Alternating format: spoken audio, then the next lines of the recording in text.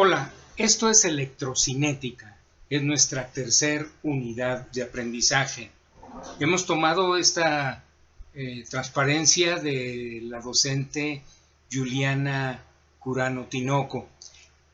La electrocinética estudia las cargas en movimiento.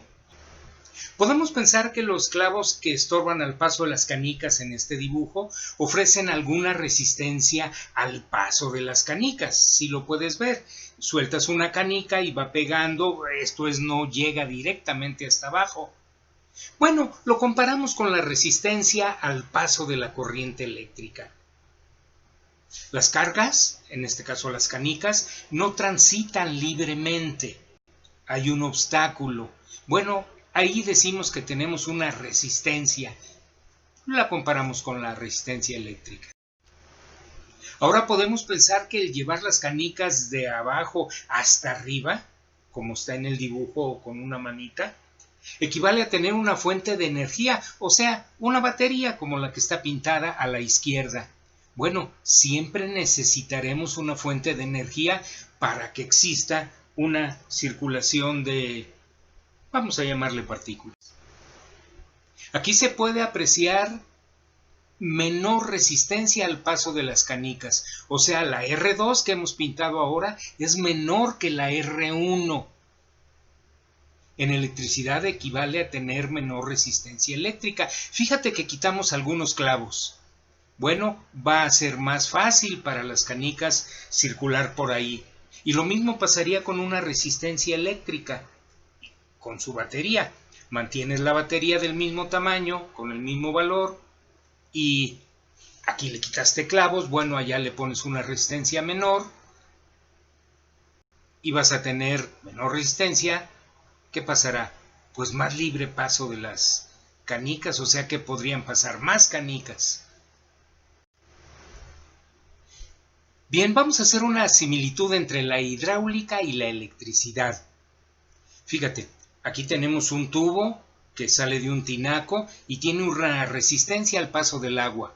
Esa es la corriente eléctrica, pero como el tubo es más angosto, pues va a pasar menos agua. Hay una diferencia de alturas. En la parte eléctrica voy a tener, en vez de alturas, le voy a llamar diferencia de potencial. Vamos a tener una corriente eléctrica y una resistencia al paso de la corriente. Le llamo voltaje a la diferencia de potencial. Bueno, esta es la similitud entre la hidráulica y la electricidad. Para mí son muy similares. Podemos decir que la corriente eléctrica es el movimiento de cargas de un lado al otro dentro de un circuito y que son impulsadas por una fuente de voltaje. Lo podemos ver en el dibujo. Ahí está la corriente eléctrica, la batería, la R1. ¿De acuerdo? Una fuente de energía o fuente de voltaje genera una diferencia de potencial que hace que las cargas eléctricas se muevan por el circuito.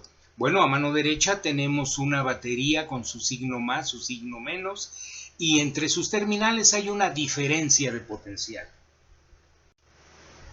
Las baterías generan una diferencia de potencial, ya lo dijimos, entre sus terminales gracias a reacciones químicas dentro de la misma. Estoy hablando de una batería de las que conocemos portátiles. Se puede ver claramente cómo se va gastando el material de las placas, porque tenemos unos componentes químicos al lado izquierdo, al lado derecho, una tira de cobre, una de zinc, hay una comunicación en medio, y bueno, al hacer esto se van deteriorando esas tiras de zinc y de cobre, mientras que está habiendo una corriente de electrones, pero se ve claramente cómo se va gastando el material. Así son las pilas. Claro, también contamos con fuentes de alimentación permanentes, pero ese es otro tema por el momento. Oye, ¿qué pasa si aumentamos la altura para soltar las canicas? Es básicamente el mismo dibujo, la fuente se hace entonces más grande, eso quiere decir que tenemos mayor voltaje. Pues aunque la resistencia al paso de las canicas, porque no hemos quitado ningún clavo ahí, permanezca constante, ellas pasarán más fácil por la diferencia de potencial mayor que tienen. O sea, van a correr más rápido y aunque choquen más veces, la cantidad de canicas puede ser mayor. Como que la diferencia de potencial es directamente proporcional a la corriente eléctrica. Esto es, la corriente es directamente proporcional al voltaje de la fuente de energía. La corriente es directamente proporcional al voltaje de la fuente. O sea que si el voltaje de la fuente es alto, la corriente va a ser alta también. Es que ya lo dijimos, estamos concluyendo que a mayor diferencia de altura para las canicas, mayor va a ser el flujo. Bueno, en la electricidad pasa exactamente lo mismo. El hablar de las canicas es solo un ejemplo. Aquí lo podemos ver en estos diagramas. A mayor voltaje, mayor corriente. Fíjate, aquí tenemos la corriente eléctrica como lo habíamos pintado al principio, una batería 1, un resistor R1 con sus corrientes. Ahora tenemos una batería 2 más grande, la corriente es mayor, la R1 permanece igual y estamos hablando de una corriente eléctrica mayor. Oye, ¿y qué pasa si aumentamos la resistencia? Tenemos la batería 1, la corriente eléctrica. Ay, caray, ya es más pequeña. Fíjate, la hicimos más pequeña porque R2 ahora es más grande. Bueno, hemos pintado el dibujo así para simular que es más grande la resistencia.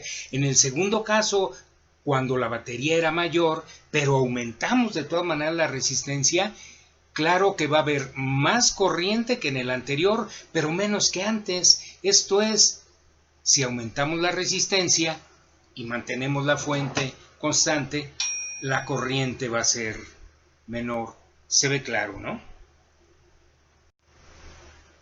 Bueno, como conclusión, al aumentar la resistencia y el voltaje permanece constante, bueno, pues la corriente disminuye.